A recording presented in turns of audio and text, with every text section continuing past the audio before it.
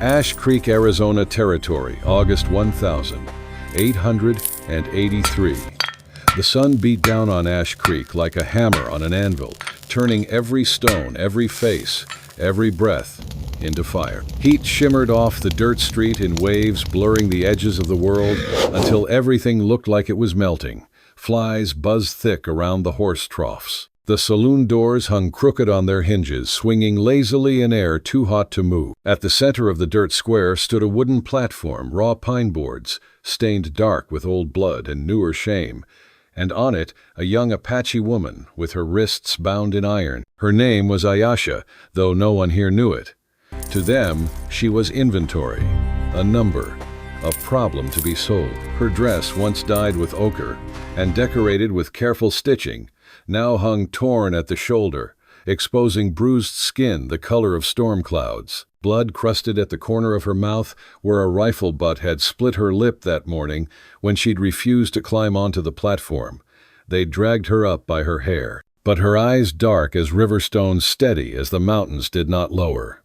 She stood straight, chin lifted, as if the iron on her wrists weighed nothing. As if the men circling her were no more than dust devils, loud and meaningless. Her hair, black and thick, fell past her shoulders in tangled waves. Dirt streaked her cheeks, but beneath it her face held the kind of beauty that made men uncomfortable, the kind they wanted to break. Men gathered close, a pack of them, smelling of whiskey sweat, and something meaner, the sour stink of cruelty given permission. They laughed, shouted bids. Like it was a game, like she couldn't hear them, like she wasn't human enough to understand. $3 for the savage one, yelled a ranch hand with a missing tooth and eyes too close together. Another spat a stream of tobacco juice that splattered near her feet. Not worth a dime. She'll run first chance. Or stick a knife in your back. I'll take her for $2 and a bottle of rye, someone else hollered. The crowd roared with laughter.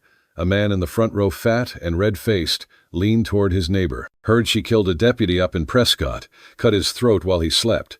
That right, the neighbor grinned. Makes her more interesting. On the platform, the auctioneer mopped his forehead with a stained handkerchief.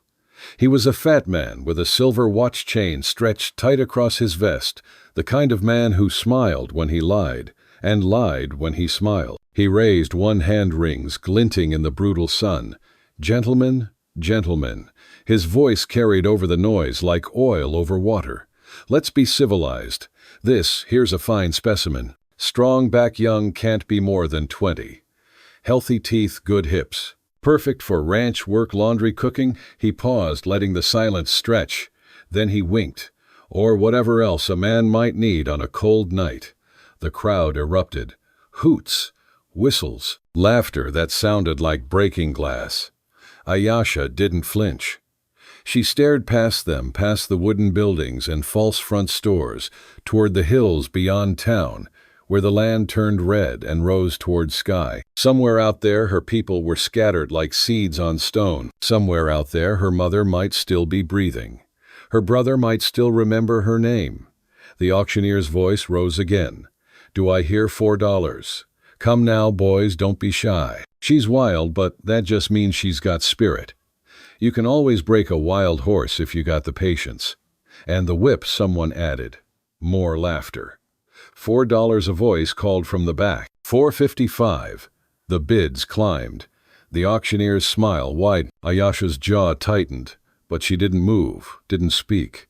She'd learned long ago that silence was a kind of armor. Let them talk. Let them bid. Let them think they owned her. They would learn. Then, just as the bidding reached $6, just as a land baron named Fletcher raised his hand with a cruel grin splitting his face, a voice quiet and low-cut through the noise like a blade through cloth. $2. The square went silent. Not the kind of silence that comes from respect, the kind that comes from shock, from disbelief, from the sudden shared realization that someone had just said something so absurd, so insulting, that no one knew whether to laugh or fight. The auctioneer blinked. I'm sorry, what $2? The voice came again, steady as stone. That's my bid.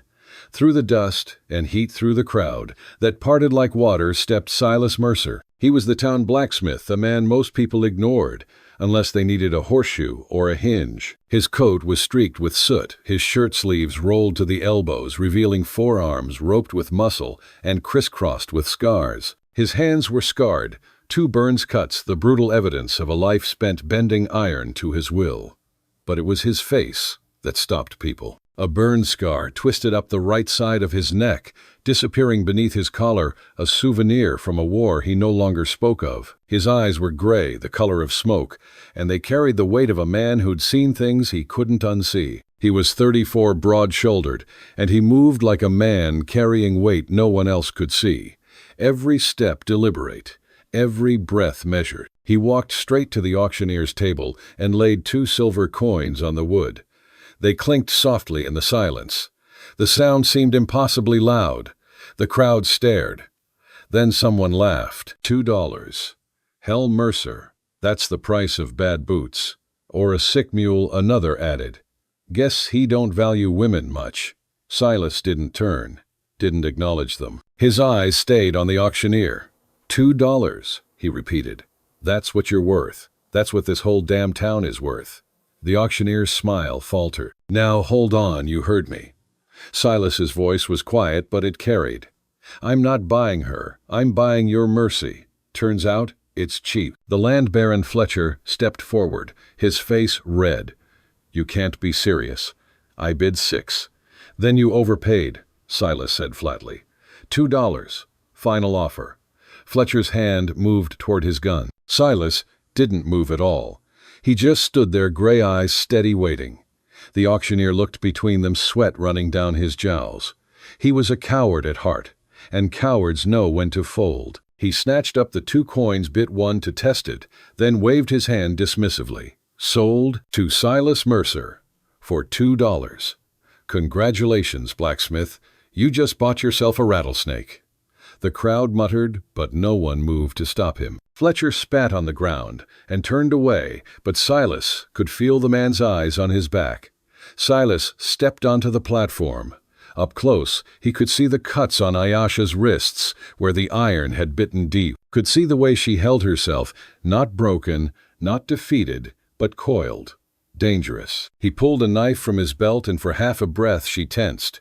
But he only cut the ropes. The iron cuffs fell away. Blood welled from the raw skin beneath. She rubbed her wrist slowly, her eyes locked on his face, searching for the lie. For the trap. You'll regret this, she said. Her voice was low, steady, as stone, and sharp as flint. I won't obey you. I won't cook for you. I won't warm your bed. I won't be broken. Silas met her gaze. He didn't smile, didn't soften. Good. She blinked, thrown off balance for the first time. I don't need obedience, he said quietly. I don't need a servant. I just need you alive. She stared at him, trying to understand, trying to find the angle. Men always had an angle, but all she saw in his gray eyes was exhaustion. And something else, something that looked like guilt. Before she could speak, he turned and stepped off the platform. Follow me or don't. Your choice.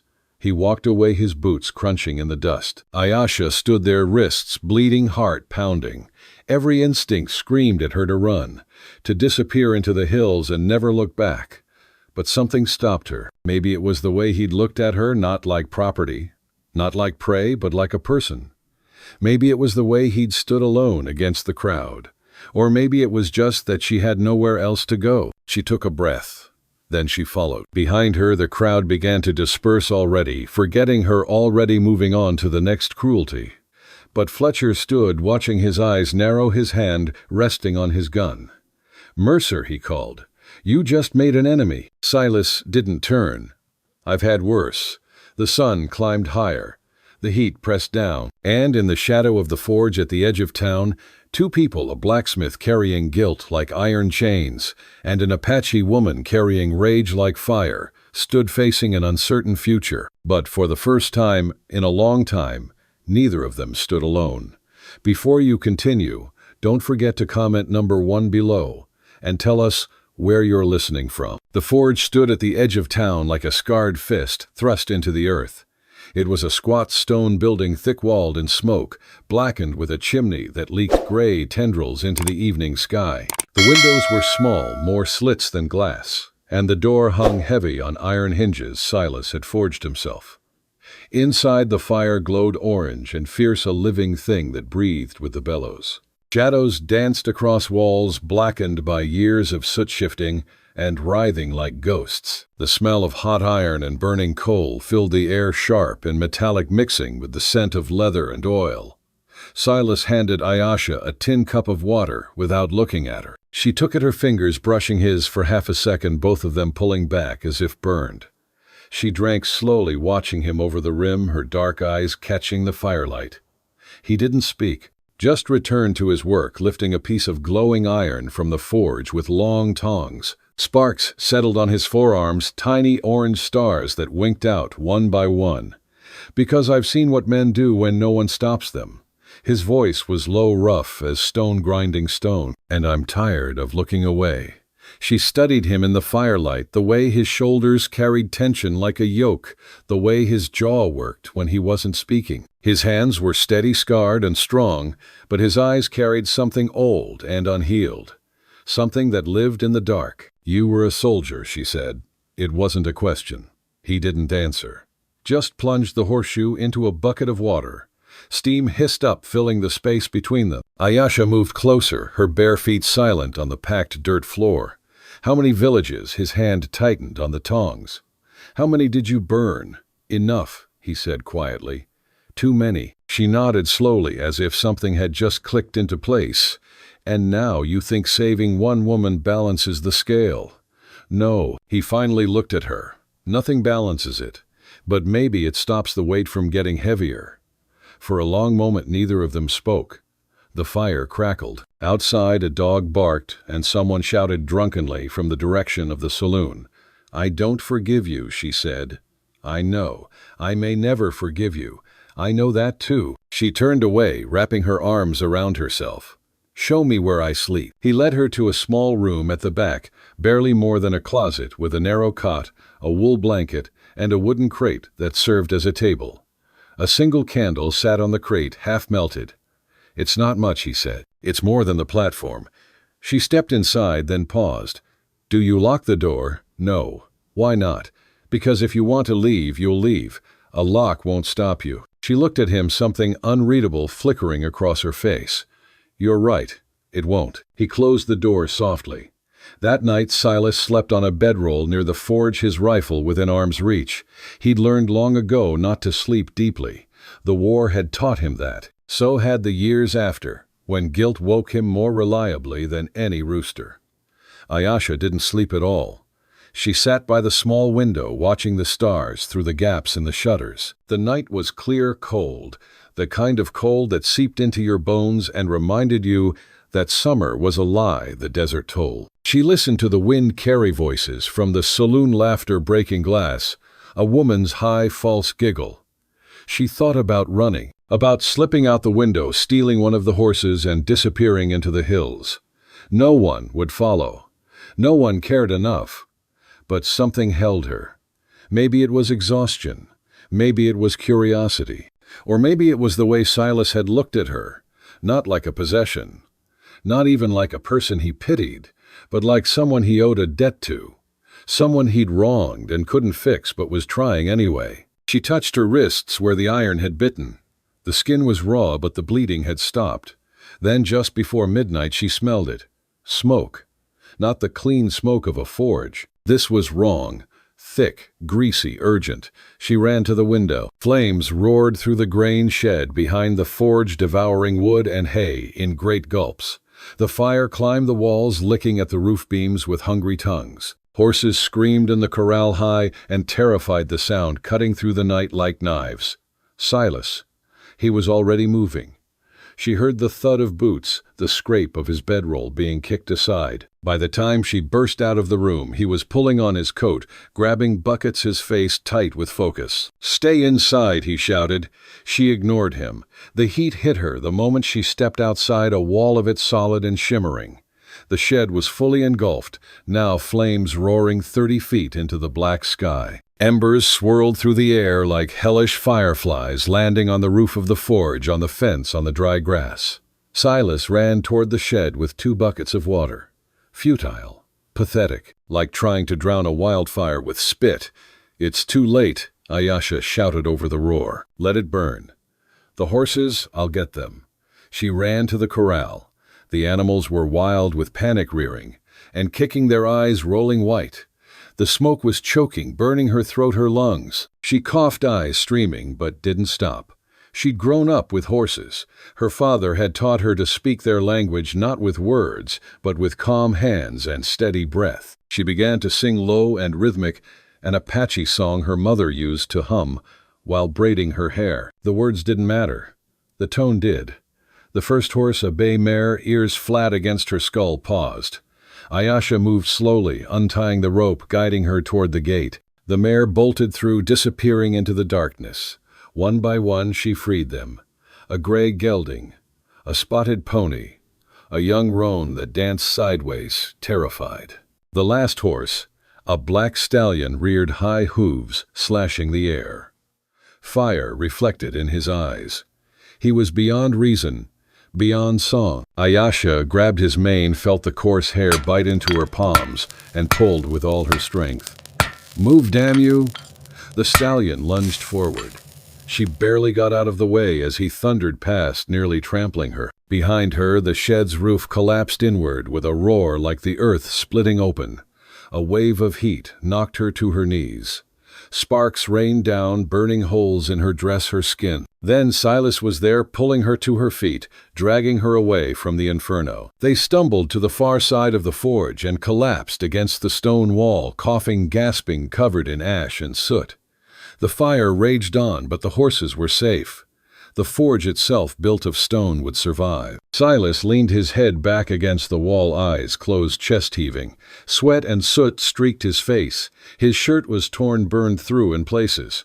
Ayasha looked at him. "Your arm." He looked down. A deep burn ran from his wrist to his elbow, the skin blistered and raw, already beginning to weep. He must have grabbed a burning beam. "Sit," she said. Not a request. He obeyed. She disappeared into the darkness, moving quickly despite her own burns. When she returned, her hands were full of plant's yarrow, with its white flowers, wild mint, and sticky chunks of pine resin. She knelt beside him and began crushing them between her palms, grinding the leaves and sap into a thick green paste. "Where did you learn this?" he asked, his voice rough. "My mother. She didn't look up. Before they took us. Before your Colonel Grieve burned our medicine women alive." His jaw tightened, but he said nothing. She spread the paste over his burn with careful fingers. The pain lessened almost immediately, not gone, but dulled to something bearable. The resin would seal the wound. The yarrow would stop infection. The mint would cool the fire. Who did it? He looked toward the mountains, where the first light of dawn was just beginning to break, a thin line of gold against the black. "A man I used to ride with. Colonel Harlan Grieve." Her hands still. She didn't pull away, but her entire body went rigid. "The one who led the raid on my village." Silas closed his eyes. "Yes." The silence stretched between them, heavy and sharp. "You rode with him," she said. "Not a question. A statement. An accusation. For 2 years. And you burned villages." "Yes." "Killed children." He opened his eyes, and she saw the answer there. Raw. Undefended. She stood, stepping back. Her face was unreadable in the firelight. "Then, why should I trust you now?" "You shouldn't." She stared at him for a long moment. Then she turned and walked back toward the forge, her bare feet silent on the ash-covered ground. Silas sat alone in the ruins, watching the last flames die. The sky light. They left Ash Creek before sunrise, when the world was still gray and uncertain, caught between night and day. The air was cold, sharp enough to sting the lungs, and their breath came out in pale clouds that vanished into nothing. Silas rode a sorrel mare, lean and steady, her coat the color of dried blood. His rifle was slung across the saddle within easy reach, and his eyes never stopped moving, scanning the horizon, the rocks, the shadows that might not be shadows at all. Ayasha followed on a gray gelding he'd saved from the fire. The horse's mane was singed on one side, and it limped slightly, favoring its left foreleg. But it was strong enough to carry her, and that was all that mattered. Neither of them spoke as the town disappeared behind them, swallowed by dust and distance. The forge still smoking. The burned shed a black skeleton against the dawn. The people who'd watched her sold like cattle, now waking to coffee and gossip, already forgetting her name. If they'd ever known it. The land stretched wide and cruel in every direction. Red earth cracked like old leather, twisted mesquite trees, clawing at the sky, and a horizon so flat and endless.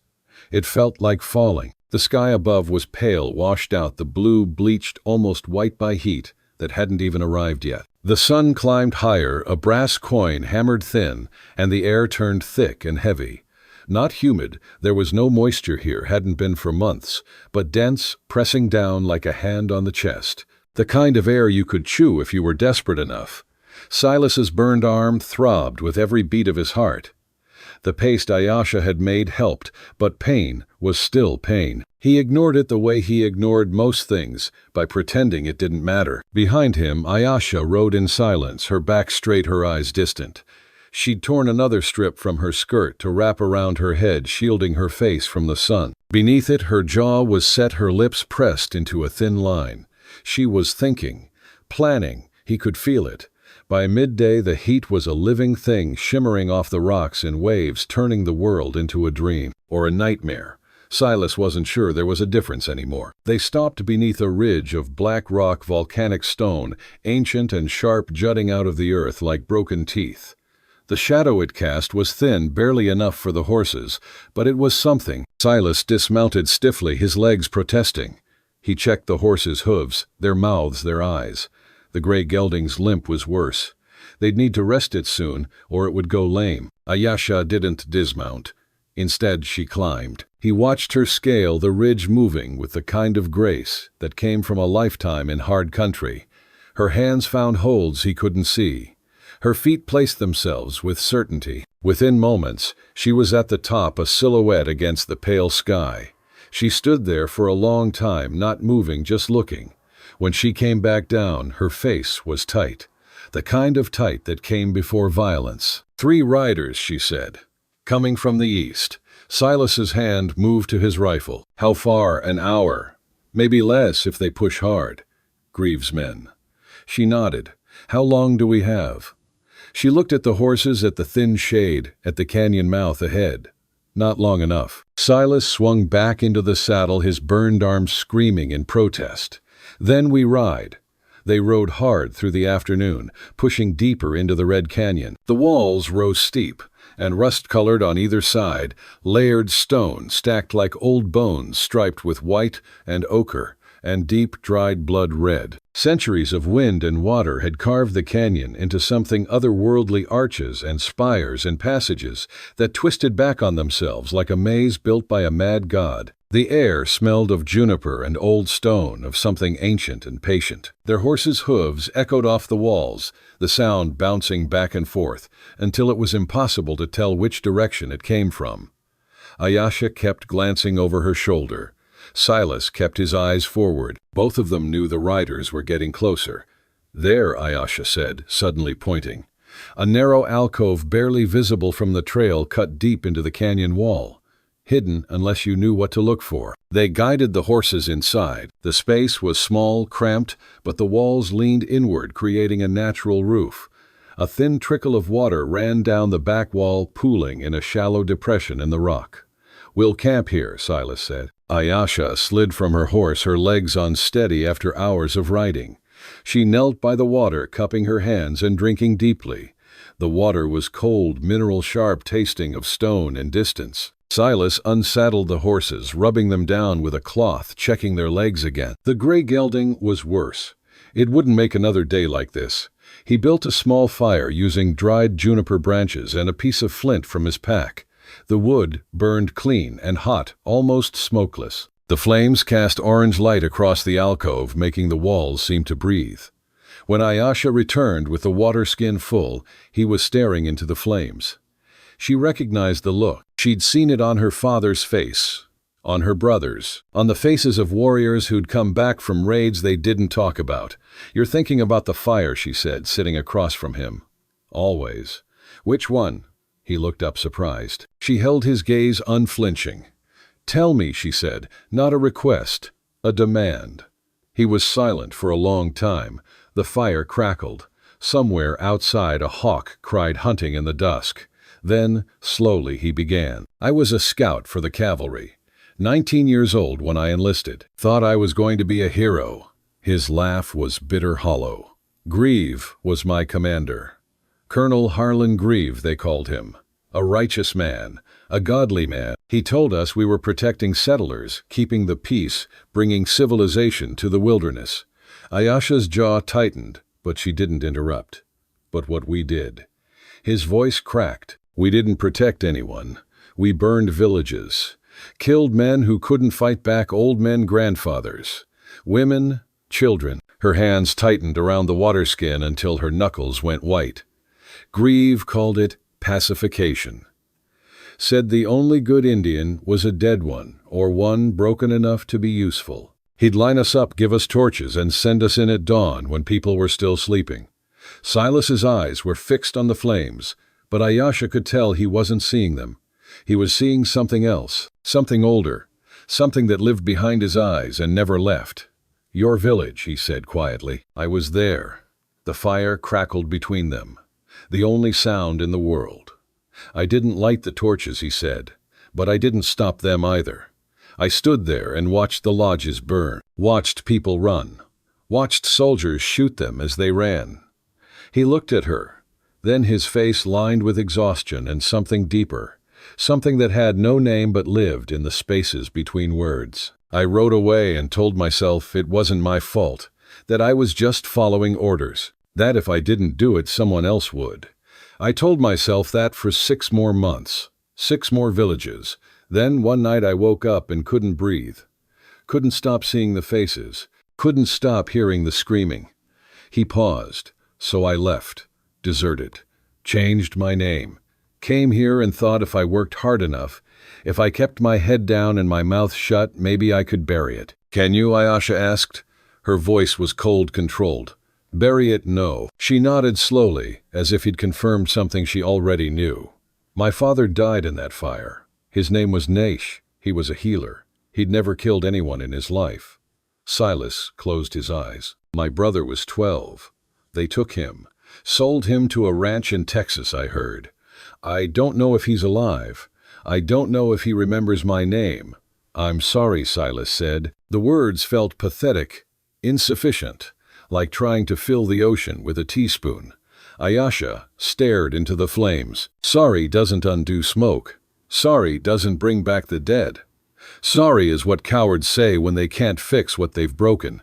She stood abruptly, turning her back to him. She walked to the edge of the firelight and stood there, arms wrapped around herself, staring into the dark beyond the alcove.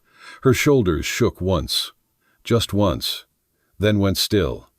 Silas stayed where he was. He didn't follow, didn't try to explain or justify or defend.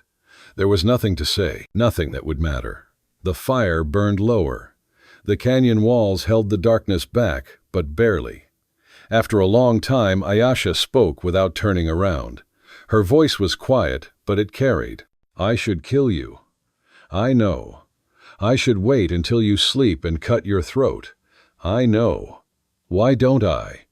He didn't answer. Didn't have an answer. She turned then, her face half in shadow, half in firelight. "Because if I kill you, I become like Grieve. Like the men who sold me, perfect for ranch work, laundry, cooking." He paused, letting the silence stretch.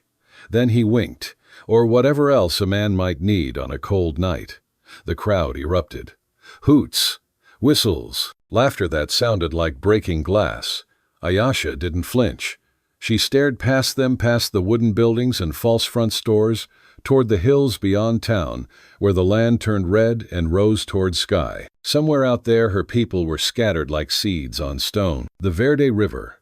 It cut through the rock like a scar wide, and swift the color of old jade. The water ran cold, fed by snowmelt from mountains they couldn't see, and it moved with the kind of power that could pull a horse under and never let go. On the near bank the sand was white and fine, littered with driftwood and smooth stones. On the far bank a stand of cottonwoods grew thick and green, their leaves shimmering silver in the morning light. And beneath those trees, huddled like wounded animals, was a small group of people. Apache families. Silas counted them quickly. 15, maybe 20. Mostly women and children, a few old men. They wore torn clothes, threadbare blankets, shoes made of rags and hope. Their faces were gaunt, hollow-eyed, the kind of thin that came from weeks of running. And not enough food. Several children clung to their mothers, silent and wide-eyed. One little girl, no more than 5, had a bandage wrapped around her foot, the cloth brown with dried blood. Ayasha didn't hesitate. She dismounted and waded into the water before Silas could speak. The cold hit her like a fist-sharp, breathtaking. The current pulled at her legs, trying to drag her downstream. But she pushed forward step by careful step until the water reached her waist. Ayasha. Silas started. "Stay with the horses," she called back. But he didn't. He followed. The water was colder than he'd expected, colder than anything had a right to be in August. It soaked through his pants, his shirt, his boots, until he couldn't feel his legs. The current was strong, deceptively so. And the riverbed was uneven, smooth stones that shifted underfoot, sudden drops that made his heart lurch. He caught up to Ayasha in the middle of the river. She was chest deep, now her hair floating around her shoulders, her dress billowing like dark water. The old woman gestured toward the children, toward the mountains, toward something invisible and terrible. Ayasha answered, her tone calm, steady, the voice of someone who'd learned to speak softly in the presence of fear. The old woman's shoulders sagged with relief. Silas stood apart, water dripping from his coat, feeling like an intruder. This wasn't his language, wasn't his people, wasn't his place. But then Ayasha turned to him, and her eyes were hard. "They're fleeing a work camp," she said, "near Prescott. They were forced to build roads for the army. Anyone who refused was beaten. Anyone who tried to escape was shot. How did they get out? A guard fell asleep. They ran. But the soldiers are hunting them now. How many soldiers? A dozen, maybe more." She paused. "They have dogs." Silas looked at the families again, at the children, at the little girl with a bloody foot who was trying so hard not to cry. He thought of the shed burning, of Greaves' laughter, of villages in flames and people running through smoke while men on horses cut them down like wheat. Of all the times he'd looked away. "Not this time. We'll get them across," he said. Ayasha's eyes widened slightly. "You don't have to." "Yes, I do." It took an hour. Silas and Ayasha worked side by side, guiding the families through the current one by one.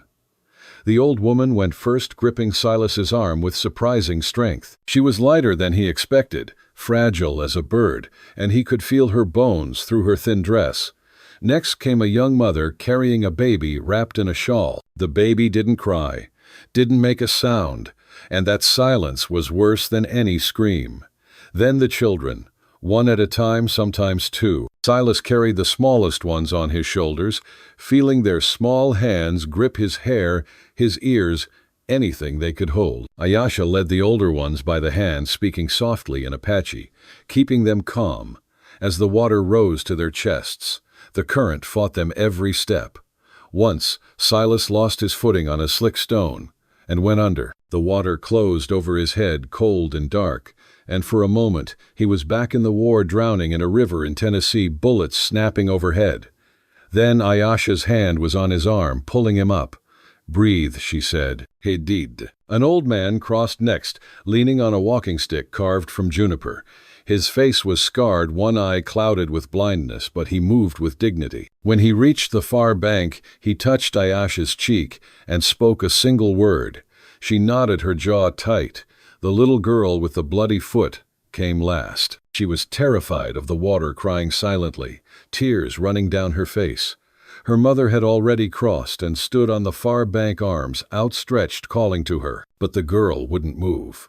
Silas knelt in the water in front of her. "Hey," he said softly. She looked at him with huge dark eyes. He held out his hand. I won't let you fall. She stared at his hand, at the scars, at the bandage on his arm. Then slowly she placed her small hand in his. Silas lifted her onto his shoulders. She was light, so light it hurt. Her hands gripped his hair tightly as he stepped into the current. Halfway across, she began to hum. A soft, wordless melody, the kind of song a child makes when they're trying to be brave. When they reached the far bank, her mother pulled her into her arms and sobbed. Ayasha stood beside Silas, both of them soaked, shivering, exhausted. The families gathered their bundles, preparing to disappear into the cottonwoods. The old woman approached one last time. She spoke to Ayasha, then turned to Silas. She didn't speak English, but she didn't need to. She placed her hand over his heart, her palm warm through his wet shirt. Then she was gone, leading her people into the trees. Ayasha knelt in the shallows, catching her breath. Her hands were shaking not from cold, but from something else. Something she'd been holding back. Silas stood beside her, water dripping from his coat, pooling at his feet. You didn't have to help them, she said quietly. Yes, I did. Why? He looked at her. Because you were right. Sorry doesn't undo smoke. 6 riders, silhouetted against the sky, rifles raised, and leading them, sitting tall in his saddle with a smile like a knife, was Colonel Harlan Grieve. Well, well, Grieve called down, his voice echoing off the canyon walls. Mercer, didn't think I'd find you playing nursemaid to savages. Silas's hand moved to his rifle. And the girl, Grieve's smile widened. $2 well spent, I'd say. Though I think I'll take her back now. Call it repossession. Ayasha's hand found her bow. Run, Silas yelled. The rifles fired. Bullets tore through the air, snapping past their heads, kicking up spray from the water. One struck the stone beside Silas's foot, sending shards flying. They ran. Retriclod can make mistakes. Please double-check responses. Bullets tore through the air, kicking up spray from the river. Silas pulled Ayasha behind a boulder as the family scattered into the trees. Stay down, he shouted, returning fire, but Ayasha was already moving. She slung her bow from her shoulder, knocked an arrow, and loosed it in one fluid motion. The first rider fell. Silas fired twice more, dropping another, but a third rider circled around, flanking them. His shot grazed Silas's ribs, spinning him against the rock. Ayasha didn't hesitate. She dropped her bow, grabbed Silas's rifle, and fired. The rider collapsed. The remaining men retreated, their horses disappearing into the canyon. Ayasha knelt beside Silas, pulling open his shirt. Blood soaked through dark and fast. She pressed her hand to the wound. You're losing too much, she said, her voice tight. I'll be fine. You're lying. She tore strips from her skirt, packing the wound with moss and resin. 3 days later, fever took him. Ayasha kept him alive with willow bark tea and cool water. She sang softly in Apache, the way her mother once sang to her.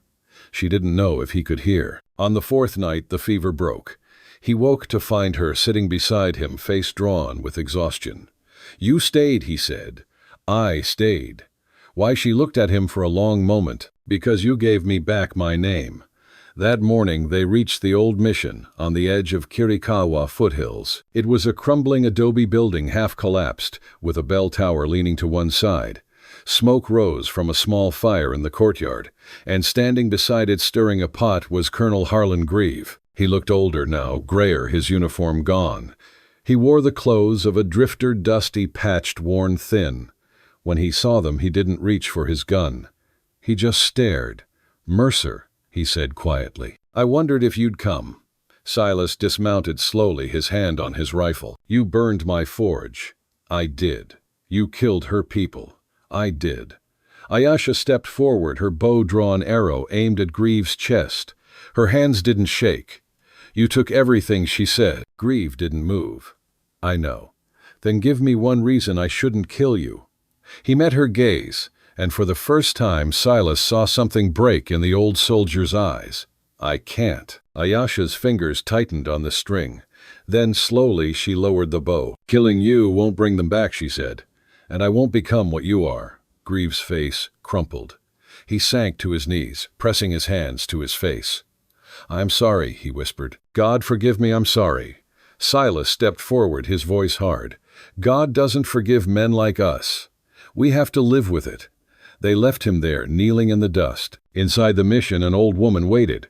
Her hair was white, her face lined, but her eyes were sharp. When she saw Ayasha, she gasped. Ayasha. The name hung in the air like a prayer. Ayasha's knees buckled. Mother. They fell into each other's arms, weeping without sound. Silas turned away, giving them space.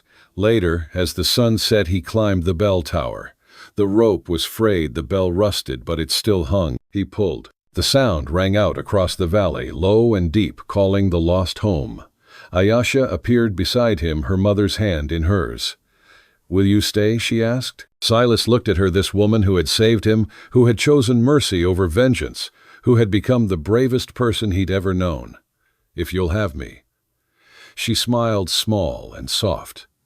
"Then stay." They stood together as the bell rang, the sound carrying over the hills, echoing into the Wild West stories of cowboys and second chances of love that didn't ask permission, of souls set free by $2 and the courage to choose forgiveness.